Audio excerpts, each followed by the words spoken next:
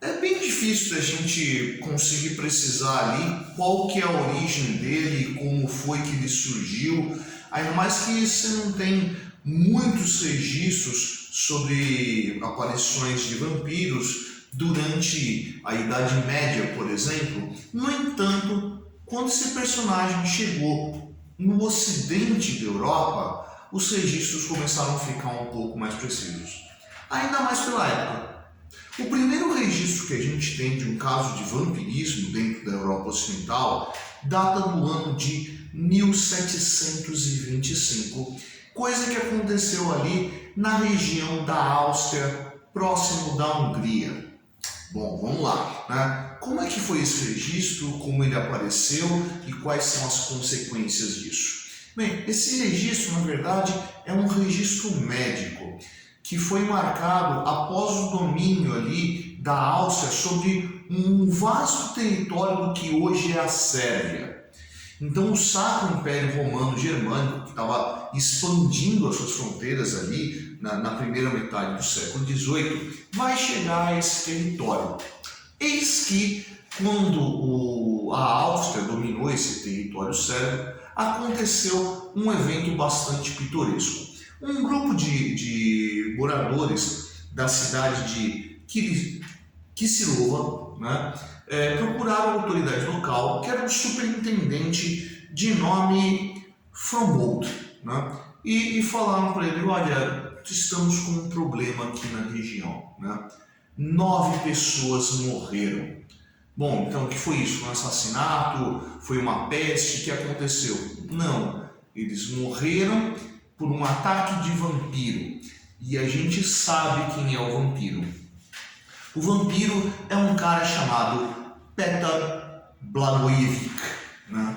O problema é que o Petar Blagojevich tinha morrido já fazia 10 semanas, né? Há 10 semanas antes desses eventos que tinha sido o enterro do Petar, né? E eles vão justificar que o Petar era um vampiro e que 9 pessoas, num prazo de 8 dias, registraram ali ter visto aparições do Petar e que ele havia sugado o sangue dessas pessoas e pouco tempo depois essas pessoas morriam.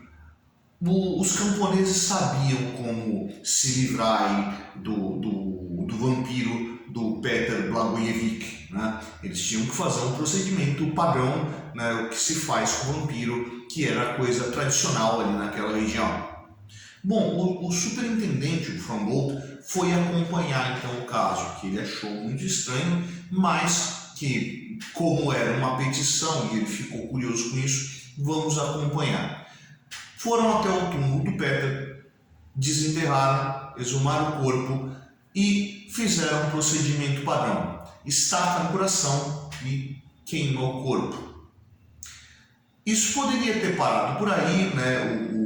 O Frombold podia ter falado: olha, isso aqui é uma mera superstição camponesa aqui dessa região, né? Poderia punir essas pessoas por violar o corpo ou poderia deixar aquilo barato, mas ele achou bastante curioso, porque quando o corpo foi exumado, segundo o registro do Frombold, o corpo apresentava sinais de que não seriam exatamente um cadáver.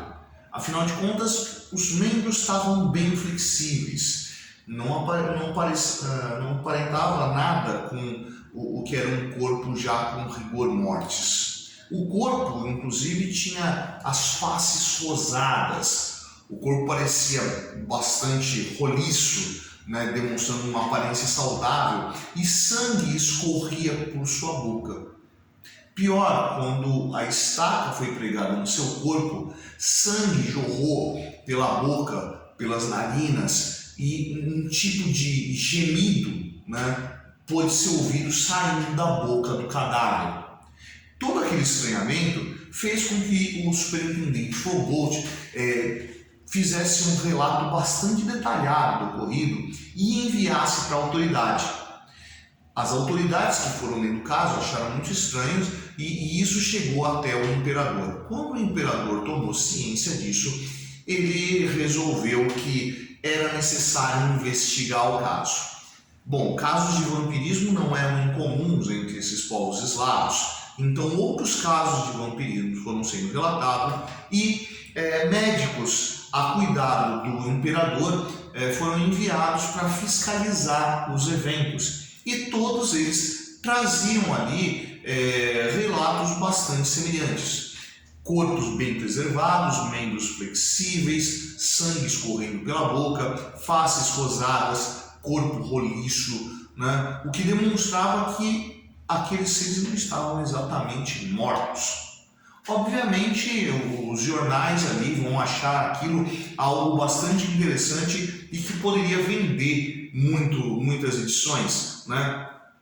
E essas histórias de vampiros que foram sendo encontrados nesses territórios eslavos vai acabar atingindo o grande público e começam a surgir relatos de vampirismo também dentro do Ocidente, o que vai deixar ali a população do Sacro Império Romano Germânico, assim como outros povos ali do Ocidente, bastante interessados no caso.